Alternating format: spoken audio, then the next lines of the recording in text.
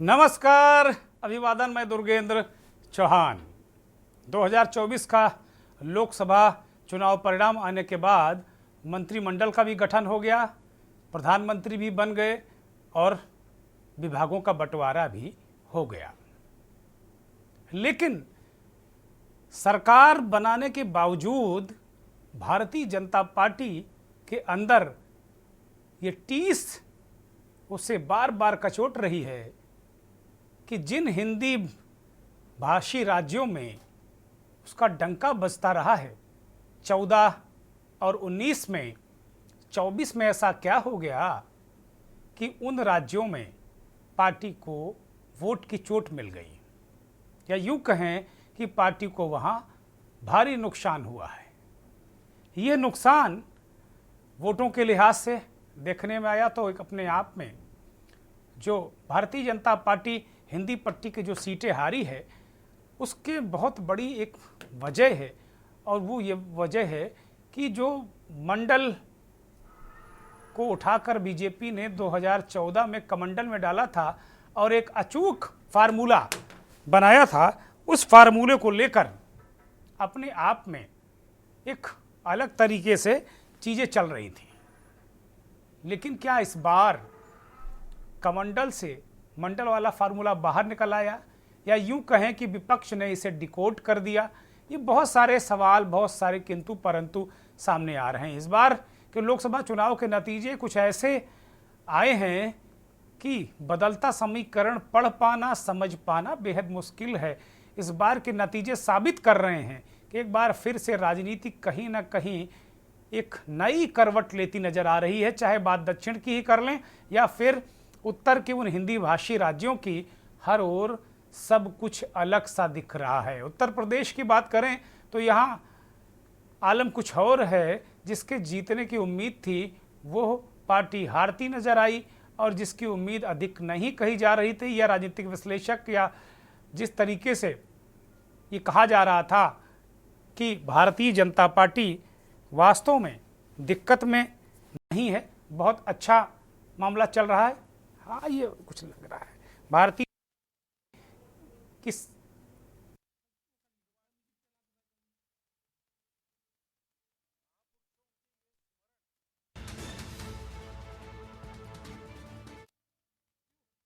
जनता party को जो परिस्थितियां थी वो अपने आप में ऐसी थी। कहा जा रहा था कि भारतीय जनता पार्टी बहुत अच्छी स्थितियों में रहेगी, लेकिन हुआ उसके उलट। उत्तर प्रदेश में 70-80 सीटें जीतने का दावा जो था वो सिमट गया मात्र 33 सीटों में। एनडीए गठबंधन भी 36 सीटों में, और समाजवादी पार्टी इस देश की तीसरी बड़ी पार्टी बनकर उभरी तो वो उत्तर प्रदेश के दम पर और हिंदी भाषी उसके जो बेल्ट है उसके दम पर।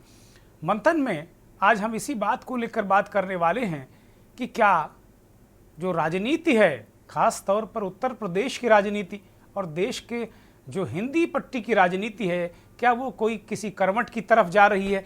क्या वो एक नई कर्मठ ले रही है? ये सवाल है।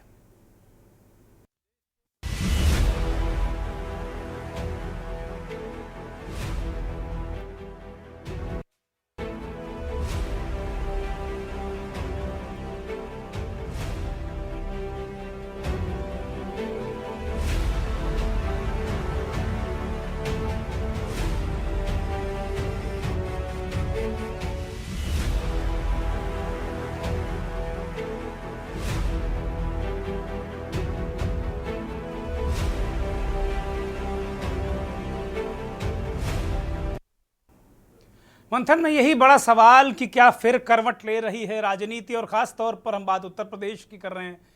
ये राजनीति किस करवट बैठेगी? क्योंकि 2 चुनावों में भारतीय जनता पार्टी ने मंडल और कमंडल का ऐसा अचूक फार्मूला तैयार किया कि विपक्ष ने घुटने टेक दिए। 14 में कांग्रेस के परखच्चे उड़ गए, उत्तर प्रदेश के क्षेत्रीय दल भी घुटनों के बल आ गए, और जब सपा बसपा का 2019 में गठबंधन हुआ तो ये कहा जा रहा था कि बड़ा अचूक फार्मूला है। लेकिन जो समाजवादी पार्टी और बहुजन समाज पार्टी ने जो कॉम्बिनेशन किया वो फिजिक्स तो ठीक रहे लेकिन केमिस्ट्री नहीं मिल पाई, और भारतीय जनता पार्टी 14 के मुकाबले ज़्यादा सीटें उत्तर प्रदेश में तो नहीं ला पाई, लेकिन पूरे देश में उसकी सबसे ज़्यादा सीटें रहीं।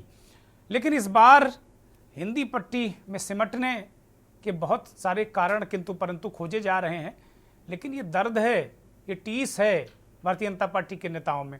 और ये हमेशा से कहा जाता रहा है कि दिल्ली का रास्ता जो है ये यूपी से होकर जाता रहा है, तो ये रास्ता इस बार कांटों भरा। अगर बीजेपी पहुंच जरूर गई केंद्र की सत्ता में, लेकिन ये जो रास्ता रोकने का काम किया है, यहाँ उत्तर प्रदेश में समाजवादी पार्टी और कांग्रेस पार्टी के गठबंधन ने मोदी का रास्ता रोकने की भरपूर कोशिश की है। मैं लगातार इस डिबेट में, चर्चा में, मंथन में ये कहता रहा हूँ कि उत्तर प्रदेश से ज़्यादा महाराष्ट्र और बिहार मायने रखेगा दिल्ली की सरकार के लिए। तो महाराष्ट्र ने जहां 41 सीटें थे एनडीए की, वहां 17 पर निपट गया एनडीए। बिहार हिंदी पट्टी का राज्य है, वहां भी ठीक ठाक चोट, बहुत अच्छा महागठबंधन नहीं कर पाया, इंडिया नहीं कर पाया, लेकिन फिर भी जहां 40 में 39 सीटें थी वहां बड़ा डेंट इसे कहेंगे। इसी तरीके से अगर देखें तो हरियाणा की 5 सीटें, राजस्थान में 11 सीटें, ये सब हिंदी हार्टलैंड है। और बीजेपी का जो दमखम है वो हिंदी हार्टलैंड के दम पर ही अभी तक रहा है। हालांकि इस बार भारतीय जनता पार्टी का वोट प्रतिशत और सीटें भी दक्षिण में बढ़ी हैं। तेलंगाना में 4 से 8 हुई हैं, कर्नाटक में जरूर 9-10 सीटों की चोट लगी है उसे, और केरल में 1 सीट मिल गई है। सुरेश गोपी मंत्री भी बने हैं, लेकिन वो इतने बड़े स्टार हैं कि 1-2 लाख वोट उनकी जेब में रहता है। तो इसे गोपी की सफलता मैं ज़्यादा मानता हूँ। बीजेपी का वोट बढ़ा है, काम हुआ है वहाँ, लेकिन ये सफलता 100% बीजेपी की नहीं, इसमें गोपी का बहुत बड़ा स्टेक है। आंध्र प्रदेश में टीडीपी के सहारे 3 सीटें जीतने में कामयाबी हुई, तो एक बदलाव राजनीति में दिख रहा है। जिस भारतीय जनता पार्टी को कहा जाता था कि दक्षिण में नो एंट्री है, वो दक्षिण में घुस रही है। और विपक्ष की हिंदी पट्टी में नो एंट्री हो गई थी। यूपी में सुपड़ा साफ था बहुत दिनों से, 10 साल से भारतीय जनता पार्टी का जलवा। इस बार दिक्कत हुई है और हिंदी पट्टी के राज्य एक नए तरीके की राजनीति या नए तरीके का फार्मूला यहाँ के राजनीतिक दल तैयार करा रहे हैं। वो फार्मूला कितना अचूक होगा आने वाले विधानसभा के चुनावों में, ये देखने वाली बात होगी।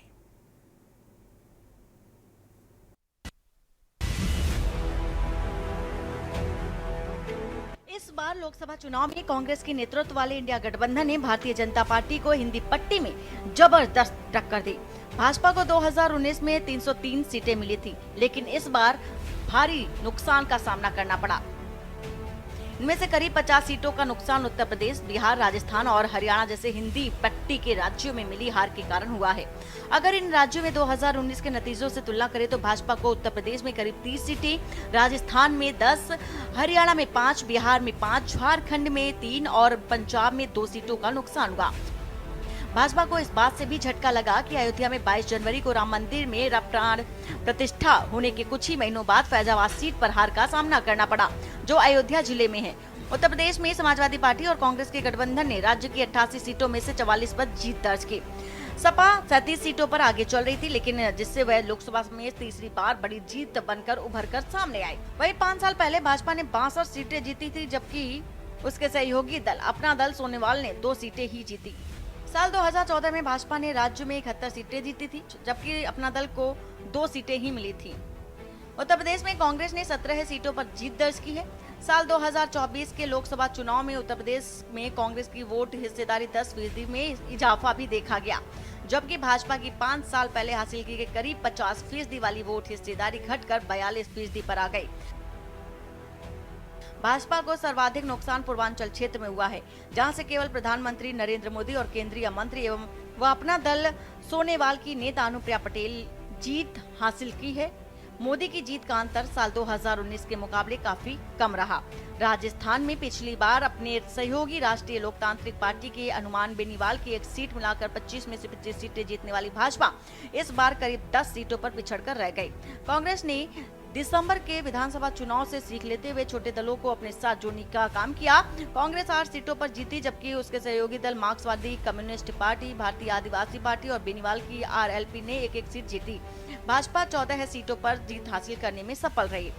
मगर पार्टी ने अपनी पहाड़ी राज्यों उत्तराखंड और हिमाचल प्रदेश में अपनी पकड़ बनाए रखी, जहां से उसने सभी 9 सीटें जीती और अपनी हिस्सेदारी भी बढ़ा ली। भाजपा को मध्य प्रदेश, छत्तीसगढ़ में भी एक सीट का फायदा हुआ। मध्य प्रदेश में भाजपा ने पहली बार छिंदवाड़ा सीट समेत बाकी 28 सीटों पर जीत हासिल की। 2019 में छिंदवाड़ा को छोड़कर राज्य में 28 सीटें जीती थी। पड़ोसी राज्य छत्तीसगढ़ में भाजपा 10 सीटों पर आगे रही, जो 2019 में जीती गई 9 सीटों में से अधिक है। वहीं हरियाणा में पिछली बार 10 सीटों पर जीतने वाली भाजपा इस बार कांग्रेस से 5 सीटों पर हार गई। वहीं बिहार में पिछली बार 17 सीटों पर जीतने वाली भाजपा इस बार 12 सीटों पर सिमट कर रह गई। तो माना जा सकता है कि इस बार भाजपा के लिए कड़ी चुनौती का सामना करना पड़ेगा। अपना घटा हुआ वोट बैंक फिर से वापस लाना पड़ेगा। स्पेशल डेस्क, के न्यूज इंडिया।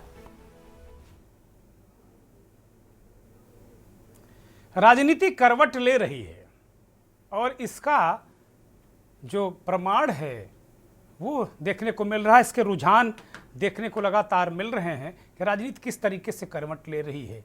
एक और आपको ग्राफिक के जरिए हम समझाने की कोशिश करते हैं कि भारतीय जनता पार्टी के बहुत सारे नेता, बड़े नेताओं के बूथ भी नहीं बच पाए हैं। अपने आप में अगर देखें तो बहुत सारे बूथों में एक एक वोट, दो दो वोट मिला है। ये हालत है। भारतीय जनता पार्टी के कई बड़े नेता, यहाँ तक ये भी खबर आजकल खूब चर्चा में है कि प्रदेश अध्यक्ष भूपेंद्र चौधरी अपना बूथ नहीं बचा पाए। अब कुछ इस तरीके के भी आपके सामने जो बूथ हैं उनकी संख्या की जहाँ कभी एक एक वोट मिला, ऐसा होता नहीं था पहले। इस तरह की परिस्थितियाँ होती नहीं थी। तो भारतीय जनता पार्टी अपने आप में एक बहुत ही ताकतवर पार्टी रही है उत्तर प्रदेश में। उत्तर प्रदेश के जो समीकरण हैं वो अपने आप में एक तरीके से एक बार फिर उलझते नजर आ रहे हैं। और इसमें सबसे बड़ा कारण ये है कि जो हिंदुत्व का उभार था, राम मंदिर वाला मुद्दा था, ये मुद्दे क्या जमीन पर नहीं चले, ये बार बार सवाल हो रहा है। और अब तो हालत ये है कि बहुत सारे जो आपके सामने आंकड़े दिख रहे हैं, लल्लू सिंह अपना बूथ बड़ी मुश्किल से बचा पाए। तमाम लोग इस तरीके से हैं कि आप देखिए गाजियाबाद में भी भितरघात हुआ है भयानक। नीलम सोनकर लालगंज से हारी हैं चुनाव, उन्होंने भितरघातियों पर आरोप लगाया है। तो बहुत सारे लोग, यहाँ तक कि कल्याण सिंह के बेटे राजवीर सिंह राजू तो बहुत भावुक हो उठे।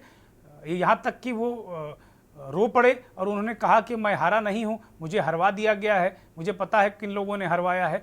तो इतने बड़े बड़े दिग्गज लोग जो 5-5 लाख 6-6 लाख से जीते थे, 5-6 लाख का जो उनका अंतर था, जो आंकड़ा था, उसको कवर किया और उसके बाद चुनाव हराया समाजवादी पार्टी और जो कांग्रेस के उम्मीदवारों ने। तो ये अपने आप में एक बहुत बड़ी जो राजनीतिक परिवर्तन है, चेंज है।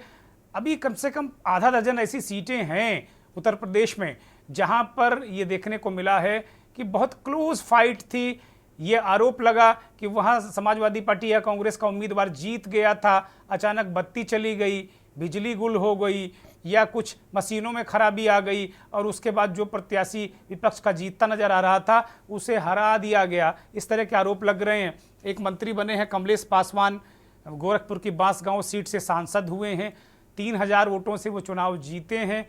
पहले कहा जा रहा था कि सदल प्रसाद जो कांग्रेस के उम्मीदवार हैं वो चुनाव जीत गए हैं, लेकिन ऐसा नहीं हुआ, मंत्री भी बन गए। इसी तरीके से 2600 वोट से फरकाबाद की सीट है, उसमें भी हारे। अलीगढ़ की सीट बहुत क्लोज मुकाबले में है, फूलपुर की सीट 2500-3000 हज़ार में है।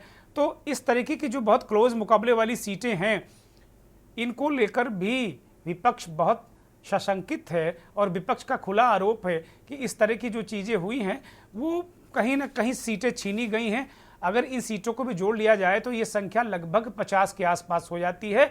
भारतीय जनता पार्टी और उसका गठबंधन उत्तर प्रदेश में 30-32 पर सिमटता दिखता है, जो बहुत हतप्रभ और करने वाला और आश्चर्यजनक है। सबसे ज़्यादा जो हाय तौबा मची है वो अयोध्या की सीट हारने को लेकर है। लल्लू सिंह हारे हैं, अवधेश पासी वहाँ से जीते हैं। अवधेश प्रसाद समाजवादी पार्टी के जो मौजूदा विधायक हैं, अब सांसद भी हो गए हैं वो अयोध्या से। तो कुल मिलाकर अवधेश प्रसाद का जो नाम है इस वक्त वो जुबा जुबा पर है। जो बहुत सारे लोग हिंदुओं को गालियां दे रहे हैं कि भाई आपने जो राम को लाए हैं उनको ही आपने खारिज कर दिया, भाजपा को वोट नहीं दिया, बहुत सारी बातें। हालांकि हकीकत यह है कि अयोध्या विधानसभा से भारतीय जनता पार्टी का उम्मीदवार 4200 वोट से जीता है और बाकी विधानसभाओं में हारा है, तो अंततः परिणाम जो लोकसभा का है वो भारतीय जनता पार्टी के विरोध में गया है। बहुत सारा हाय हल्ला हाय तौबा मचा हुआ है कि भाई अयोध्या हार गए हम, अरे हिंदुओं को ललकारा जा रहा है, फटकारा जा रहा है, दुत्कारा जा रहा है।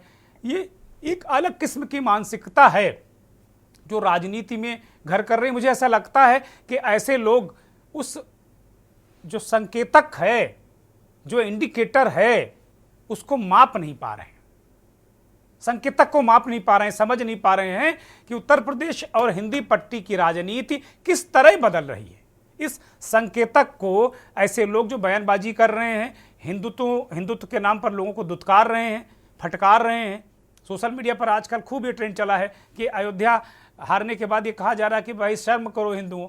बहुत सारी बातें इस तरीके की हो रही।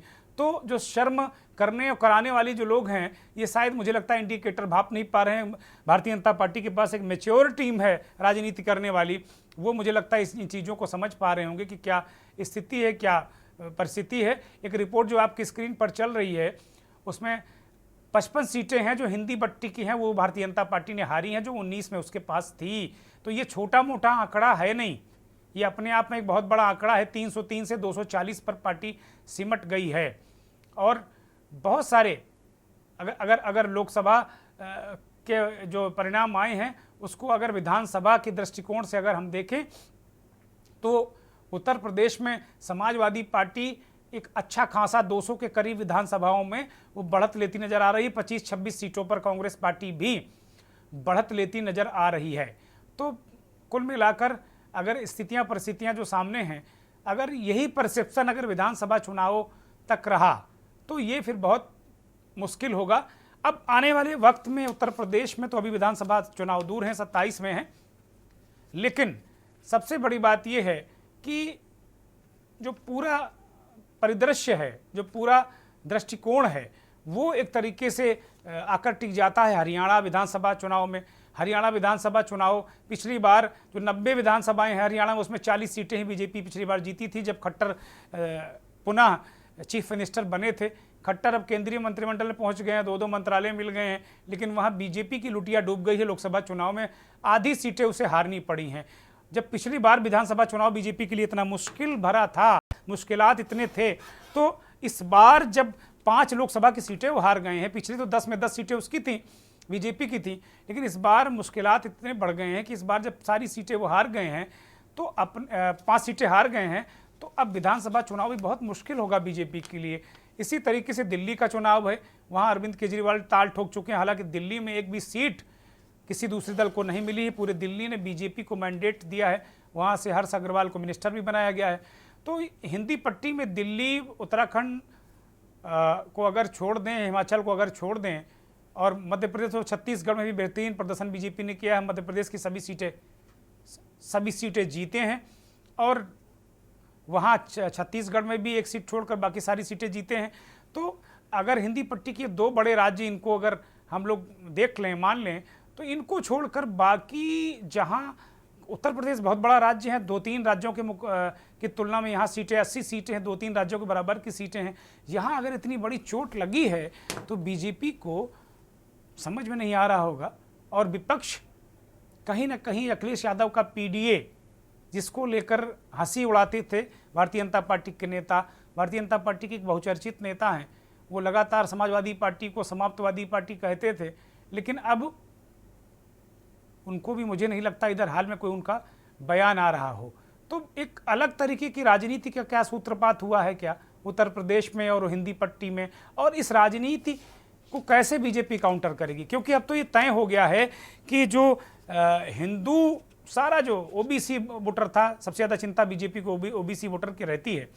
तो जो कुल मिला के जो ओबीसी था, जो दलित था, उसको हिंदू खांचे में जिस बीजेपी ने फिट किया था वो बहुत अचूक फार्मूला था। विपक्ष के पास कोई काट थी नहीं, लेकिन अब उसी वोट बैंक को, जो मंडल था ना, जो कमंडल में मंडल ऐसे डाल के और जो ऐसे ऐसे करके हिला के जो बीजेपी ने एक फार्मूला बनाया था, उस फार्मूले का तोड़ मुझे ऐसा लगता है कि विपक्ष ने और खासतौर पर समाजवादी पार्टी और कांग्रेस के गठबंधन ने निकाल लिया हिंदी पट्टी में।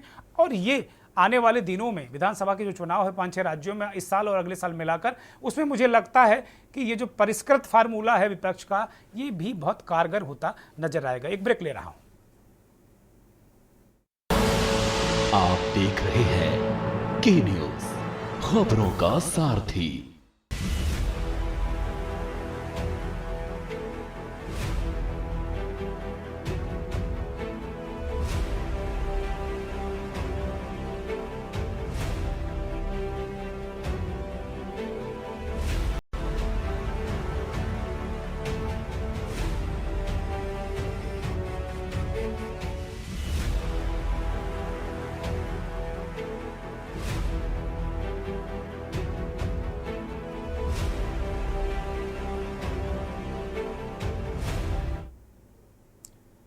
ये उत्तर प्रदेश और हिंदी पट्टी एक अजब तरीके का व्यवहार करती रही है।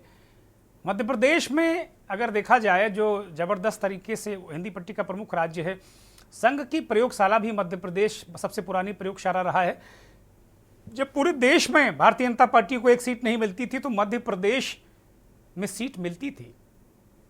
कुशाभाऊ ठाकरे, कैलाश जोशी, इस तरीके के जो बड़े लोग मध्य प्रदेश से संघ और बीजेपी के लोग थे, राष्ट्रीय स्वयंसेवक संघ, जनसंघ, बीजेपी, बड़े लोग वहाँ से आए जिन्होंने भारतीय जनता पार्टी को, जनसंघ को, संघ को बहुत काम किया उसके लिए। तो मध्य प्रदेश में एक बहुत मुश्किल है बीजेपी के खिलाफ वहाँ विपक्ष को अपनी जड़ें जमाने में, खासतौर पर कांग्रेस पार्टी की कांग्रेस पार्टी की जो दुर्गति हुई है वहाँ पर, वो 60% के अल्ले पल्ले वोट वहाँ 60-65% वोट मिल गया है बीजेपी को। और अगर देखा जाए तो यहाँ कांग्रेस पार्टी 31-32% पर रह गई है, जबकि विधानसभा चुनाव जो 18 का था उसमें सरकार बनाई थी कांग्रेस पार्टी ने ठीक ठाक वोट परसेंटेज लेकर। उन दो राज्यों को, छत्तीसगढ़ और मध्य प्रदेश को छोड़ दें और पहाड़ी राज्य जो 4-4, 5-5 सीटों वाले हैं, उसके बाद अगर देखें तो उत्तर प्रदेश, हरियाणा, राजस्थान, बिहार, महाराष्ट्र में भी हिंदी भाषियों का, जो उत्तर भारतीयों का एक बहुत बड़ा स्टेक है महाराष्ट्र की राजनीति में, और महाराष्ट्र, तो ये स्थितियां बहुत अलग तरीके की हैं। हिंदी पट्टी बहुत, मुझे जो लग रहा है, एक अलग तरीके का अलर्ट जारी कर दिया है उसने राजनीतिक दलों के लिए, खासतौर पर भारतीय जनता पार्टी के लिए। वरिष्ठ पत्रकार, राजनीतिक विश्लेषक संजय श्रीवास्तव हमारे साथ जुड़ गए हैं इस पूरे बदलाव पर चर्चा करने के लिए। संजय जी, स्वागत, बहुत धन्यवाद, बहुत आभार आपका। कुल मिलाकर अगर देखा जाए तो एक अलग तरीके का बदलाव इस बार बिहेव करती हिंदी पट्टी नज़र आ रही है, और मैं तो कह रहा हूं कि एक अलर्ट टाइप का जारी किया है इस हिंदी पट्टी ने भारतीय जनता पार्टी के लिए, क्योंकि जो मंडल और कमंडल, जो कमंडल के अंदर मंडल को डालकर जिस तरीके से 14 और 19 में भारतीय जनता पार्टी ने विपक्ष को परास्त किया था, धूल दूसरित कर दिया था, वो फार्मूला विपक्ष ने, मुझे लगता है, इस बार डिकोड कर लिया। मंडल कमंडल से बाहर आ गया, और कुछ लोग तो ये भी कह रहे थे कि कमंडल में मंडल ने छेद कर दिया है, गुम्मा मार दिया है। ये इस तरह की बातें भी लोगों ने कही। खैर, लोग हैं, कहेंगे भी, लेकिन स्थितियां मुझे जो एक राजनीतिक बदलाव दिख रहा है हिंदी पट्टी में, संजय जी, इसे आप कैसे महसूस करते हैं? बिल्कुल, सारी बातें तो गुटेन जी आपने कह दी है कि लोटे में गुम्मा मार के छेद कर दिया है। तो लोटे में गुम्मा मार के छेद नहीं किया है, मुझे लगता है कि बीजेपी भाप नहीं पाई और उसके लोटे में छेद था, उस छेद में वो धागा डालना, या जैसे वो शिवालयों में ऊपर रहता है और उसमें आगे से फंसा देते हैं और उसको भरते हैं जब घड़े को, तो वो बूंद बूंद पानी शिवलिंग के ऊपर टपकता रहता है।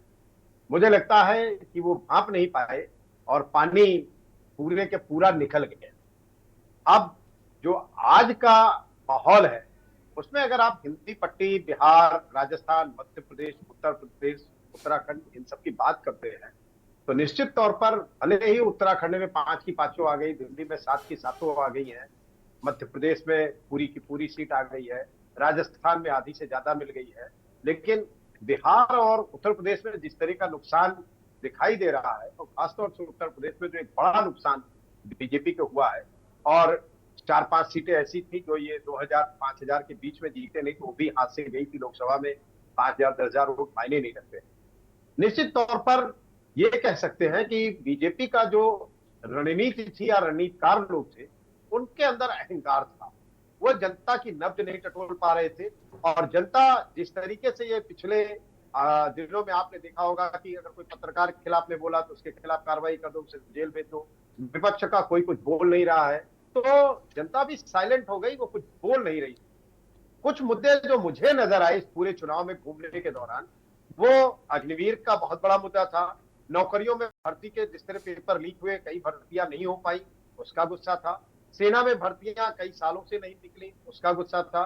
बाकी नौकरियों की भी जो हाल थी वो किसी से छुपी नहीं है। इतनी कम पोस्ट आ रही, इतने कम लोग तैयारी कर रहे हैं। तमाम लोग नीट का रिजल्ट उठा के देखिए, जेईई मेंस का रिजल्ट उठा के देखिए, कितने बच्चे एक एक परसेंटाइल पे सैकड़ों बच्चों का चयन हो रहा है और हजारों छूट जा रहे हैं। तो ये सब परवाह, ये सब चिंता कौन करेगा। दूसरी बात कि जो 5 किलो राशन का था, वो भी कहीं न कहीं ग्रामीणों में गुस्सा था कि राशन में सिर्फ गेहूं और चावल मिल रहा है, वो भी बिल्कुल सड़ी क्वालिटी का, जिसको वो खाते नहीं, सिर्फ बेचते हैं। तो बाकी चीजें उनको खरीदनी पड़ रही है, उसके लिए बहुत महंगा है। सब्जियां महंगी, दालें महंगी, मसाले महंगे, तेल महंगा, घी महंगा। तो कहीं ना कहीं महंगाई, बेरोजगारी, ओपीएस जो पुरानी पेंशन की मांग करने वाले लोग थे, और अग्निवीर, इस तरीके की जो चीजें थी, उस पर ये मुझे लगता है फोकस नहीं कर पाए, या कहिए कि उसको नियंत्रित नहीं कर पाए, या उन लोगों के बीच जाकर कोई रणनीति नहीं बना पाए, उनको समझा नहीं पाए। और विपक्ष इसमें कहीं ना कहीं कारगर हो गया कि उसने आरक्षण बचाओ के मुद्दे को जिस तरह लिया, संविधान बचाओ के जिस तरह मुद्दे को लिया, उसी में इन सब चीजों को भी लपेटा। और लोगों को समझ में आया कि अगर सरकारी नौकरियां खत्म हो रही है, प्राइवेट नौकरियां ये दे रहे हैं या कॉन्ट्रैक्ट माध्यम से दे रहे हैं, तो निश्चित तौर पर उसमें कॉन्ट्रैक्टर या जो प्राइवेट नियोक्ता है वो तो कोई आरक्षण करेगा नहीं, योग्यता के आधार पर ही देगा या मेरिट के आधार पर दे देगा। तो निश्चित तौर पर एक तरीके से आरक्षण को समाप्त करने की प्रक्रिया शुरू कर दी है। तो इन सब मुद्दों को विपक्ष ने बड़ी ही शिद्दत के साथ लोगों के बीच में उठाया, और जिस तरह समझाया वो लोगों को समझ में आया। साइलेंट वोटरों ने इसी सब पे फोकस करके, और आपको भी याद होगा दुर्गेश जी की कई बार हम लोग चर्चा कर चुके हैं कि सिर्फ जातीय समीकरण इस बार नहीं काम आए। जातीय समीकरण से हट के जो 4% इंटैक्ट वोट बीजेपी का था, जिसमें सवर्ण क्लास थे, पढ़े लिखे लोग थे, उन लोगों ने भी इनके खिलाफ वोट किया है। और उसी का परिणाम है कि लखनऊ में राजनाथ सिंह मात्र 1.25 लाख वोटों से जीते हैं। मोदी जी बनारस में 1.5 लाख वोटों से जीते हैं। स्मृति ईरानी की हार, मेनका गांधी की हार, ये जो बड़ी सीटों पे नुकसान हुआ है, जहां के नेताओं को लोग चाहते तो थे, उसमें सवर्ण क्लास के बहुत से लोगों ने हमसे बातचीत की, कहा कि नहीं, वोट तो मैं उन्हीं को देना चाहता हूं, लेकिन फिर मेरे मुद्दों का क्या, इसलिए मैं वोट नहीं करूंगा और मैं खिलाफ में वोट करूंगा। तो निश्चित तौर पर ये सब नब्ज जो हम लोग टटोल रहे थे, लेकिन आपको याद होगा कि हम लोगों की बात भी कहां सुनते हैं। ये इतने मंड में थे, अहंकार में थे इनके नेता। और दूसरी बात, सबसे बड़ी बात, कि इनके प्रत्याशियों की नजदीकियां नहीं बन पाई मतदाताओं के बीच में। ये 5 साल जो रह के आए थे, वो 5 साल तो कभी दिखे नहीं, किसी के ना घर आए, ना किसी के किसी शादी समारोह या फंक्शन में आए, या किसी के मरने पे, जीने पे नहीं उपलब्ध हुए। तो निश्चित तौर पर एक तरीके से ऐसे लोग जो अपनी पहुंच जनता के बीच नहीं बना पाते हैं, वो सबसे बड़ा गुस्सा था, वो सबसे बड़ी नाराजगी थी। कोई कुछ चाहता नहीं कि हमको हमारा सांसद कुछ देगा, लेकिन एक पहुंच होती है कि सांसद का फोन आ गया, सांसद की उपस्थिति दर्ज हो गई, वो बड़ा मायने रखता है। और उससे ये 5 साल नदारद रहे। तो ये जो गुस्सा था सबक सिखाने का, वो साइलेंटली ईवीएम पे जाके ठकाठक लगा है, और जिसका रिजल्ट फटाफट आया है और इनको नुकसान उठाना। आप भी राहुल गांधी के अंदाज में आजकल बोल रहे हैं संजय जी। एक बड़ी महत्वपूर्ण आपने बातें कही कि जो 4% 5% जो पढ़ा लिखा वोटर था, वो प्रत्याशी से उतना नाराज नहीं था। जैसा आपने कहा, लोगों से जो बड़े नेता हैं हो सकता है उनसे भी नाराज ना रहा हो, लेकिन वो मुद्दों कह रहा कि मेरे मुद्दों का क्या होगा। एक तस्वीर ये आप दिखा रहे हैं। भारतीय जनता पार्टी के तमाम लोग, मुझे लगता है अभी भी उनको समझ में नहीं आया है। वो कह रहे हैं कि भाई मोदी से कोई नाराजगी नहीं है, किसी नेता से कोई नाराजगी नहीं है, ये तो लोगों ने गुमराह कर दिया। और भारतीय जनता पार्टी के जो वोटर थे, कमिटेड वोटर थे, जो उनको देते थे, उनको गुमराह कर दिया गया। दलितों को, शोषितों को, पीड़ितों को गुमराह कर दिया गया। जो बात कभी विपक्ष कहता था कि धर्म के नाम पर गुमराह कर दिया गया। इस बार मैं सुन रहा हूं बीजेपी के बहुत सारे नेता ये कहते फिर रहे हैं कि गुमराह कर दिया गया। तो ये मसला क्या है गुमराही वाला, संजय जी? देखिए दुर्गे, कुछ छिपा नहीं है, आप मेरे वरिष्ठ सहयोगी हैं और आपको भी नब्ज टटोलनी और उतनी ही आपकी पकड़ मजबूत है। जनता के बीच में, मैं नेताओं के बीच में और अफसरों के बीच की बात नहीं करता, जनता के बीच में आप भी उठते बैठते हैं और बहुत जमीनी स्तर से आप पत्रकारिता कर रहे हैं। निश्चित तौर पर जो आपका मानना है वही मेरा मानना है कि ये गुमराह अब बीजेपी के लोग खुद को कर रहे हैं। मुझे लगता है कि मोदी के खिलाफ माहौल नहीं था, सरकार के खिलाफ माहौल नहीं था, प्रत्याशियों के खिलाफ माहौल। मैं पूछना चाहता हूं, अग्निवीर की योजना क्या कोई प्रत्याशी लेकर आया था? आपने 4 साल में जिन लोगों को रिटायर किया, मैं एक छोटा सा उदाहरण दूंगा, बहुत ही 10 सेकंड में।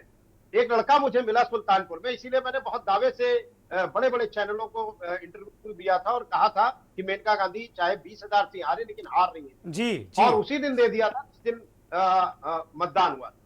इसलिए दिया था कि एक मुझे लड़का मिला और वो बड़ा गुस्से से भरा हुआ था। मैंने कहा भाई नाराजगी क्या है तुम्हारी? तो उसके पिता साथ में थे। वो बोला कि ये सूबेदार है असम राइफल्स में, अभी भी नौकरी कर रहे हैं और मैं रिटायर होके आ गया। अब बताइए, मेरी उम्र सिर्फ 23 साल है अंकल, और ये फला सामने वाले ईंट और गिट्टी और सीमेंट का कारोबार सरिया का करते हैं। इन्होंने मुझे गनर रख लिया है 6,000 रुपए में। अब 6,000 रुपए पे मेरा परिवार कैसे चलेगा? ना मुझे पेंशन मिलती है, ना कोई सुविधा है, ना कुछ है। तो बहुत ही चोट करने वाली चीज थी। और बीजेपी के लोगों से अगर आप इस मुद्दे पर बात करिए तो उनके पास आपको समझाने के 313 तरीके हैं, लेकिन खुद आंख कर देखें कि क्या वाकई इस योजना में खामियां थी जिनको हम नहीं दूर कर पाए कि ये युवा लड़के जो 23-25 साल के रिटायर हो जा रहे हैं। आप तो 75 साल में तीसरी पारी खेल रहे हैं, प्रधानमंत्री की कुर्सी भोग रहे हैं, तमाम सुख सुविधाएं ले रहे हैं, पेंशन ले रहे हैं, और उनका क्या जिनको आपने पेंशन भी नहीं दी या कुछ वाजिब भत्ता भी नहीं दिया कि चलो भाई रिटायर होने के बाद कुछ 2-4-6 हजार रुपए तुम्हें हर माह मिलेंगे जब तक कि तुम कहीं और समायोजन नहीं होता है, ये भी रख देते। कहीं कुछ नहीं था। हजारों बच्चे जनवरी से लेकर मार्च तक में रिटायर हुए और उनका भविष्य शून्य था। पश्चिमी उत्तर प्रदेश में ये सबसे बड़ा जो फैक्टर था वो यही था जिसकी वजह से इनको नुकसान उठाना पड़ा। दूसरी बात, ओपीएस का गुस्सा ये समझ नहीं पाए लोग, मांग लगातार करते रहे। तमाम जो गैर बीजेपी शासित राज्य थे वहां ओपीएस लागू हो गया, लेकिन आपने कोई पहल नहीं की और उत्तर प्रदेश में सीधे सीधे इन्होंने नकार दिया। तो कहीं ना कहीं उसका भी खामियाजा था। तो गुमराह करने वाली बात ये अगर कर रहे हैं, अभी भी नहीं चेत रहे हैं, तो आने वाले कुछ जो राज्यों के चुनाव होंगे उसमें पूरी तरफ से हमें लगता है इनको कोई रास्ता ही नहीं बचेगा। तो ये गुमराह ना तो जनता को करे, ना खुद गुमराह हो, नब्ज टटोले, पहचाने, और जिन मुद्दों पे इनको वोट कम पड़े हैं, सीटें इन्होंने खोई हैं, उनको पकड़ने की कोशिश करें और अभी भी जो मुद्दे गिनाए जा रहे हैं इन पर अमल करने की कोशिश करें, चिंतन करें, और अगर इनको सही दिशा में ये जनता के बीच में ले आते हैं, इस पर कोई जवाब देते हैं, सफाई देते हैं। अब उत्तर प्रदेश में देखिए ना, पिछले 4-5 दिनों में लगातार फरमान जारी हो रहे हैं मुख्यमंत्री कार्यालय से कि तमाम स्कीमों को तुरंत विधिवत देखिए, पेंशन जा रही कि ना जा रही, प्रॉपर मॉनिटरिंग करिए, जो मुद्दे हैं उसको समाधान करिए। तो अब जो आप चीजें चुनाव हारने की बात कर रहे हैं, अगर यही पहले करते तो निश्चित तौर पर 10-15 सीटों का फर्क पड़ता। और नौकरियों को लेकर संजय जी, नौकरियों को लेकर उत्तर प्रदेश में वैकेंसियां खोजी जा रही हैं। हरियाणा के मुख्यमंत्री ने कहा हम 50,000 नौकरियां देंगे। तो इसका मतलब सैद्धांतिक रूप से ये सरकारें मान रही हैं कि नौकरियां नहीं देना, दिक्कत में आए हम, इसलिए अब देंगे। बिल्कुल सर, बिल्कुल, इसमें कोई दो मत नहीं है कि देखिए जनसंख्या बढ़ रही है, जनसंख्या के साथ जो यूथ है उसकी ग्रेजुएशन करने की, इंटर, साइंस और मैथ से करने वाले बच्चों की संख्या बढ़ रही है, और सभी को आप नीट के जरिए एमबीबीएस नहीं करा पा रहे हैं, सभी को आप आईआईटी रुड़की या बीटेक नहीं करा पा रहे हैं। तो ऐसे और नीट का भी पर्चा लीक हो रहा है, नीट का भी पर्चा लीक हो रहा है, नीट का पर्चा लीक हो रहा है। झंडा लेके पहले उसका आंदोलन लोग कर रहे हैं, डॉक्टर तो बाद में बनेंगे। अब वही मैं कह रहा हूं कि तमाम ऐसे मुद्दे हैं, आप पर्चा लीक नहीं करा, पर्चा लीक ना हो इसकी व्यवस्था नहीं करा पा रहे। सिस्टम में जो सुराख है उनको बंद करना होगा और उसके लिए सख्ती होगी। आप विपक्ष को तो कहते हैं कि भ्रष्टाचार के मुद्दे पे हम छोड़ेंगे नहीं, हम उनको सूली पर चढ़ा देंगे, मुख्यमंत्रियों को जेल भेज देंगे। अपने लोगों के गिरेबान पे आप कब झाकेंगे? आपके जो लोग हैं नाक के नीचे जो भ्रष्टाचार कर रहे हैं, करप्शन कर रहे हैं, एक मुद्दा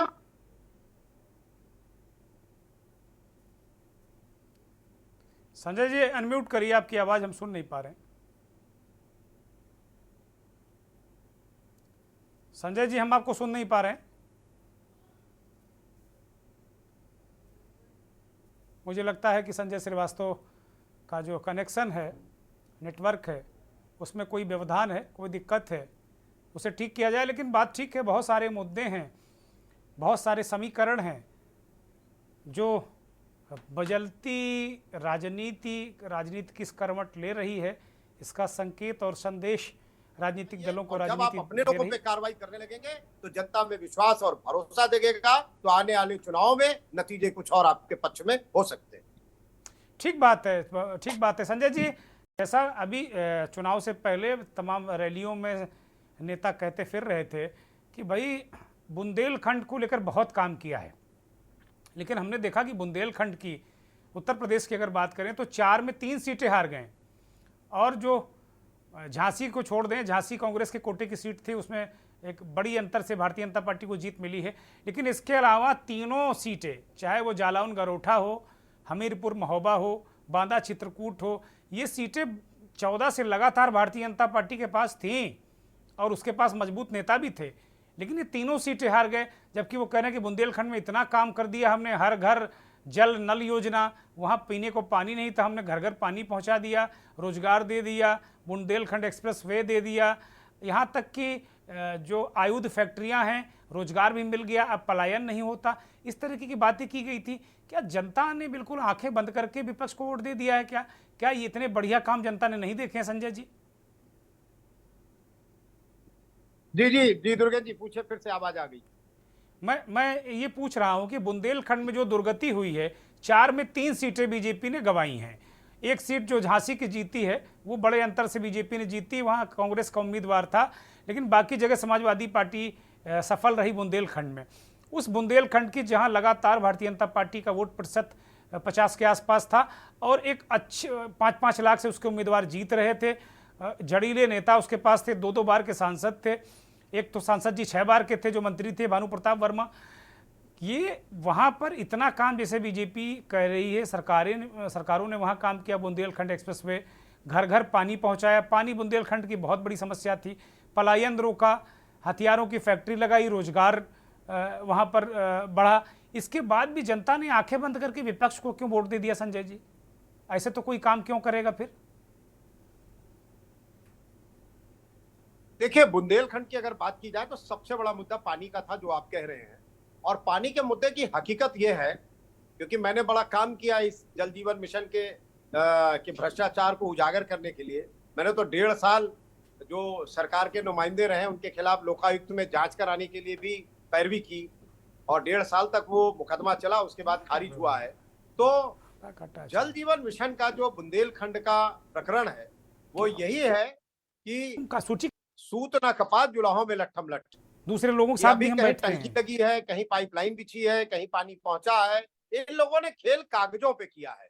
सारे अफसरों ने 100% काम दिखा दिया कि बुंदेलखंड में सबको टोटी से पानी मिल रहा है, लेकिन ये सच्चाई नहीं है।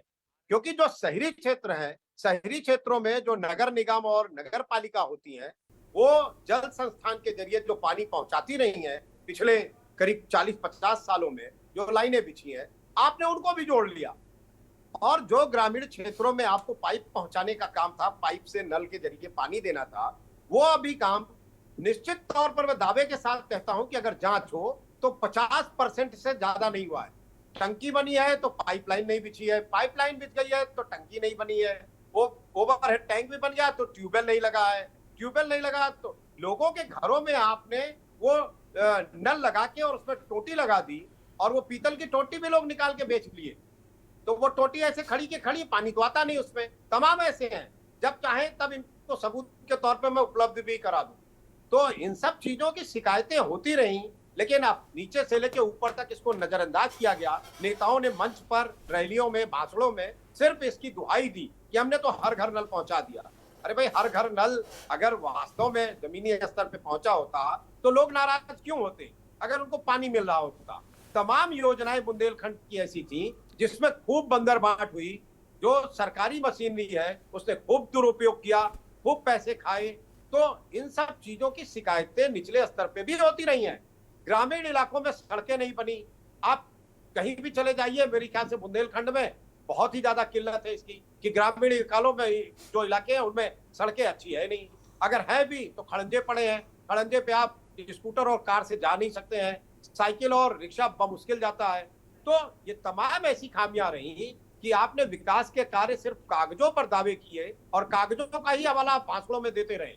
आपने जमीनी स्तर पे उसका ना तो निरीक्षण कराया, ना कोई थर्ड पार्टी इंस्पेक्शन करवाया, ना ही शिकायतों पर कोई अमल हुआ कि अपने अफसरों के खिलाफ आपने कोई कार्रवाई की हो, अपने जो नेता थे उनके खिलाफ कार्रवाई हुई है।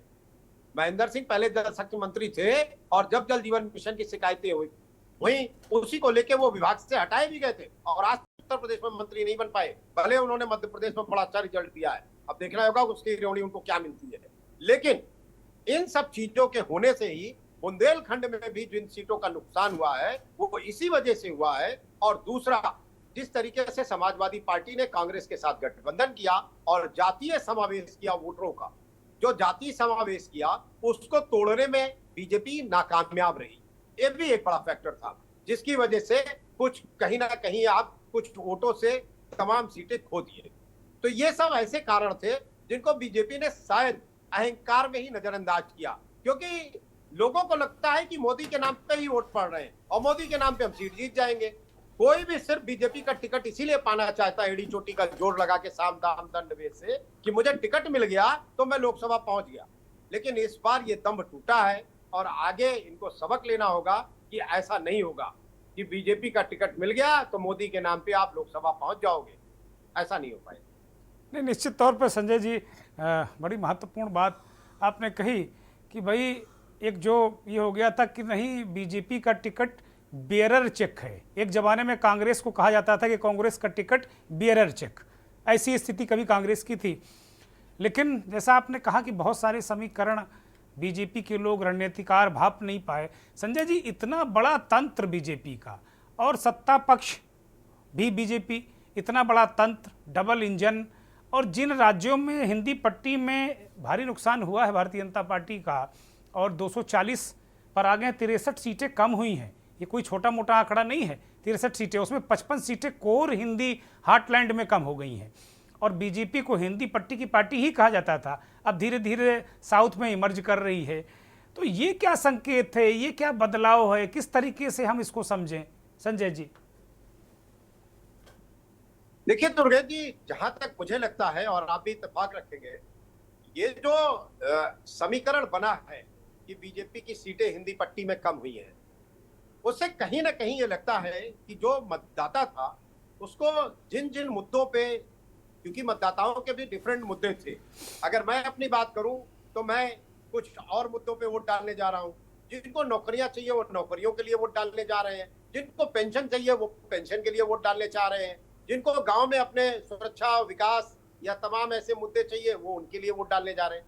सच ये है दुर्गेश जी, जो तस्वीर है कि आज भी गांव उपेक्षित है, गांव में पीने के पानी का संकट, गांव में चिकित्सा का पूरा अभाव है। अब ये दावा करते हैं कि साहब हमने तो जितने उत्तर प्रदेश में जिले सब जगह मेडिकल कॉलेज खोल दिए, मेडिकल कॉलेज सब जगह खुल गया, लेकिन आप भी हकीकत जानते हैं कि हर आदमी पूरब से लेके पश्चिम हो, उत्तर से लेके दक्षिण हो, वो सीधे बीमार हुआ नहीं कि लखनऊ मेडिकल कॉलेज या फिर पीजीआई के लिए भागता है। उसके पास तीसरा कोई विकल्प नहीं है। जो आपने इतने 70-72 मेडिकल कॉलेज बनाए, फिर उनका क्या औचित्य है? और या फिर प्राइवेट अस्पतालों में जाए तो जमीन गाँव में मकान तो- गिरवी रखवाए, प्राइवेट अस्पतालों में जाए तो जमीन और मकान गिरवी रखवा दे, फिर ये तीसरा विकल्प है। बिल्कुल, कोई दो राय नहीं है कि प्राइवेट अस्पताल और जिस तरीके से यह कार्ड सिस्टम जब से आया है कि लोगों के हेल्थ कार्ड बने हैं और उनका जो हेल्थ कार्ड की जो रीच होती है 5 लाख, 10 लाख, 2 लाख, 12 लाख, अगर अस्पताल को पता है कि आप इतने पैसे वाले कार्ड के हैं तो वो जब तक उसकी लिमिट तक पहुंच नहीं जाते हैं वो तब तक मरीज को चूसते रहते हैं, क्योंकि मरीज का भी कुछ नहीं जा रहा है, उसने तो इंश्योरेंस करा रखा है, उससे उनको पैसे मिल रहे हैं, अस्पताल को उस कार्ड से पैसे मिल रहे हैं, वो तो आपके घर आने जाने का किराया भी देगा और फल फ्रूट का भी इंतजाम महीने भर का कर देगा, लेकिन उससे हेल्थ कार्ड से वो पैसे पूरी वसूली कर लेते हैं। तो ये सिस्टम की जो खामियां है, तमाम सब नुकसान इनको उठाना पड़ा है। अब बीजेपी को नए सिरे से सोचने का वक्त है कि तमाम ऐसे मुद्दे, तमाम ऐसी चीजें जो जनता के मन में थी और आप उसको टटोल नहीं पाए, उनको आपको टटोलना पड़ेगा और लोगों के बीच जाके बातचीत करनी पड़ेगी। सभ्य समाज से भी बात करनी पड़ेगी, निर्धन समाज से भी बात करनी पड़ेगी, गांव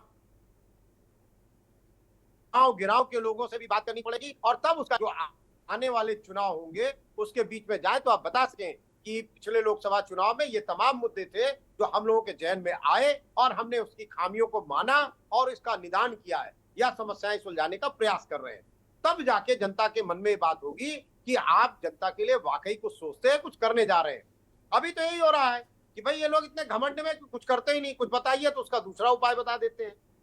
अभी अग्निवीर पे आप बात करिए तो तुरंत अमेरिका, पेरिस और लंदन कहाँ के तमाम चीजें गिना देंगे। तो वहां तो ऐसा है, अरे साहब वहां की जो सुविधाएं हैं, वहां जो उनको तमाम चीज पैकेज मिलते हैं, उस पर भी तो बताइए ना कि 4 साल अगर वो काम लेते हैं तो उसका देते क्या क्या है और आप क्या कर रहे हैं। वहां पे तो गांव में बेहतर इलाज हो रहा है, यहाँ गांव में किस गांव में जरा पीएचसी या सीएचसी प्रॉपर काम कर रही है, कहीं पे अगर वो बीपी की मशीन तक जिला अस्पतालों में नहीं रहती है।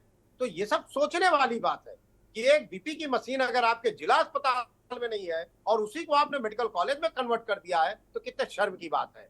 कुछ ऐसा ही हाल सरकारी मशीनरी में थानों और तहसीलों का है। लंबित मामले, एक जमीन की अगर नपाई का मामला है तो लेखपाल कानून को उसे सालों टरकाते हैं, नायब के पास जाएंगे, तहसीलदार के पास जाएंगे, लेकिन सोल्यूशन कुछ नहीं है। तो क्या मुख्यमंत्री कार्यालय को जब तक शिकायत न की जाए तब तक अफसर काम नहीं करेगा? तो इन सब पर सरकार को चिंतन करना चाहिए। तमाम जमीन से जुड़े ऐसे मुद्दे हैं जिनको ये भांप नहीं पा रहे हैं, और भांप पा रहे हैं तो शायद एक्शन नहीं ले रहे हैं। और तमाम आरोप सरकारों पर इस तरह के हमेशा लगते रहे हैं, लेकिन इस बार लोग बोल नहीं रहे थे क्योंकि बोलने का कुछ अलग ही खामियाजा उन्हें भुगतना पड़ रहा था। इस वजह से उन्होंने ईवीएम को ही चुना और उसी को दबा के अपनी आवाज व्यक्त की है। अब उस आवाज जो ईवीएम से आई है, जो आप सिकुड़ गए 32 सीट पे, उसको सुनने की कोशिश करिए, बजाय ये कहने के कि मोदी से नाराजगी नहीं थी, सरकार से नाराजगी नहीं थी। तो नाराजगी किससे थी भाई? नाराजगी लल्लू सिंह से, मेनका गांधी से किसी की थोड़ी थी। उन्होंने किसी का खेत थोड़ी बोया है या काटा है, उनसे तो कोई रंजिश है ही नहीं किसी को। रंजिश कह तो तो यही रहे, सरकार कह से तो ही यही रहे होती कि है। अगर प्रत्याशी बदल देते तो इतना बड़ा डैमेज ना होता। कह तो रहे लल्लू सिंह ही और मेनका गांधी ही जिम्मेदार हैं, कहा तो यही जा रहा है। और अयोध्या, लल्लू सिंह क्या हार गए, पूरे देश के हिंदुओं को गालियां मिल रही, और अयोध्या वाले तो बेचारे अपनी मतलब क्या कहें, उनको तो भगवान राम के जो करीबी लोग थे वो इतनी गालियां खा रहे हैं आजकल की कुछ कहने को नहीं। हाँ बिल्कुल, देखिए अब लल्लू सिंह हारे हैं फैजाबाद में। आप देखिए पिछले जब से नतीजे आए हैं 7-8 दिनों से लगातार ये ट्रेंड चल रहा है कि अयोध्या के लोग गद्दार हैं, वो राष्ट्रद्रोही हैं। बताइए इस तरीके का ट्रेंड चलना चाहिए क्या? आप इस तरीके का अगर ट्रेंड चलाएंगे तो अयोध्या के लोगों ने जो 4-5 लाख के आसपास वोट दिया लल्लू सिंह को, वो कौन है? वो क्या अयोध्या से बाहर से आए?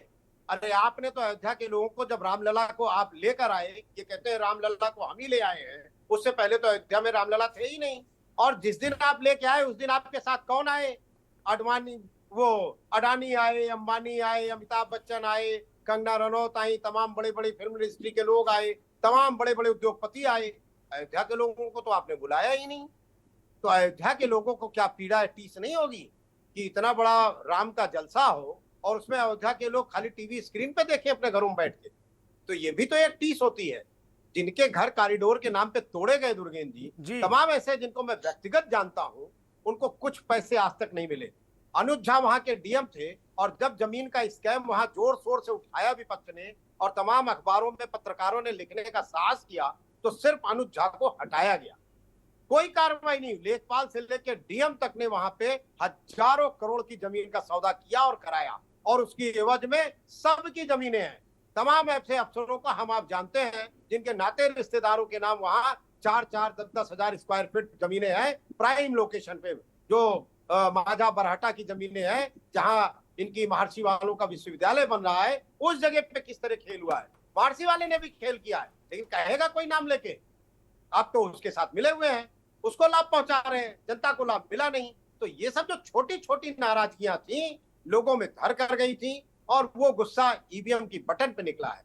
तो व्यक्तिगत भी अगर किसी का नुकसान हो रहा है तो कहीं ना कहीं वो उसकी भरपाई तो करेगा, और उस भरपाई का खामियाजा लल्लू सिंह ने भुगता कि वो वहां पे हार गए।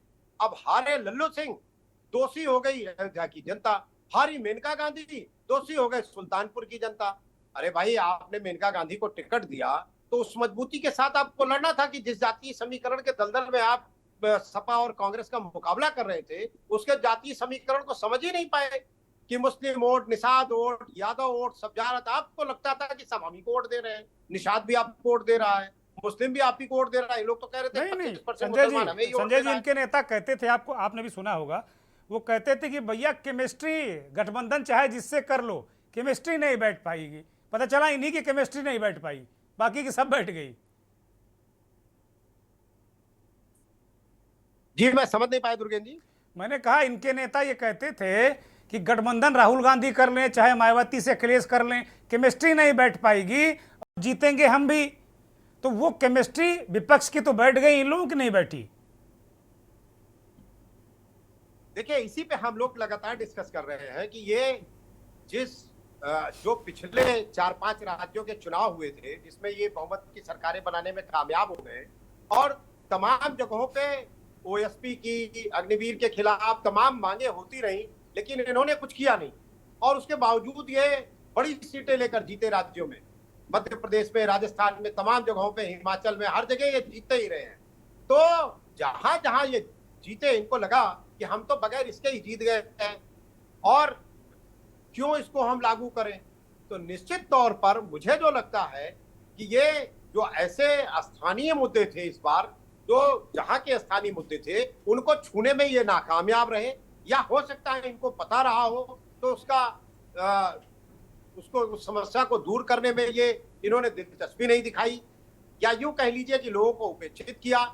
और एक बड़ा मुद्दा और मुझे समझ में आया दुर्गेन जी, वो था स्थानीय स्तर पर जो भारतीय जनता पार्टी के नेता हैं उनकी भी नाराजगी थी। स्थानीय कार्यकर्ताओं के कोई काम होते नहीं थे।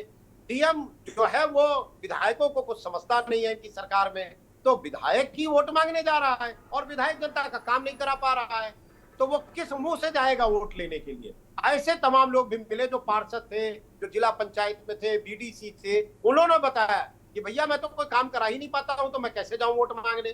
तो तमाम ऐसे लोग पर्दे के पीछे बैठ गए, वोट निकालने भी नहीं गए, जिसकी वजह से वोटिंग का रेशियो भी कम हुआ और वो कहीं ना कहीं बीजेपी के लिए ज्यादा नुकसानदायक साबित हुआ।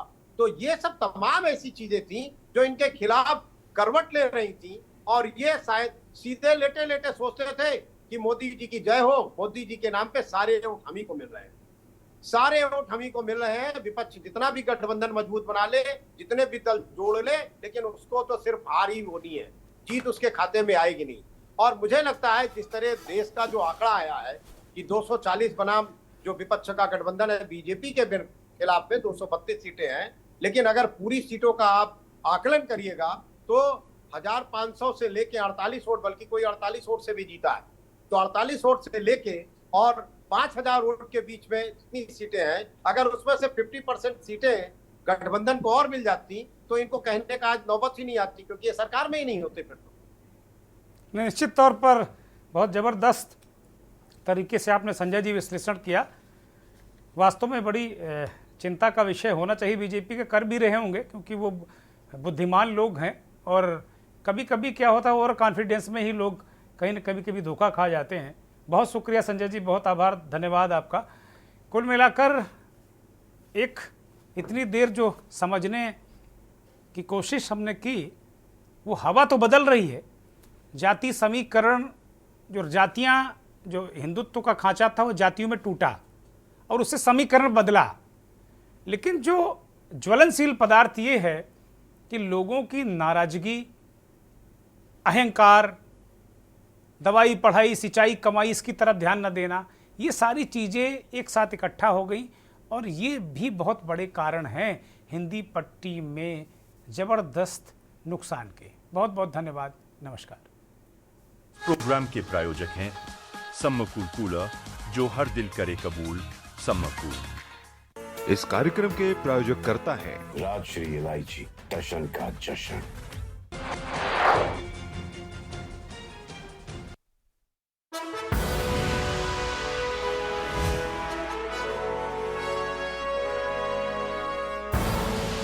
आप देख रहे हैं के न्यूज़, खबरों का सारथी।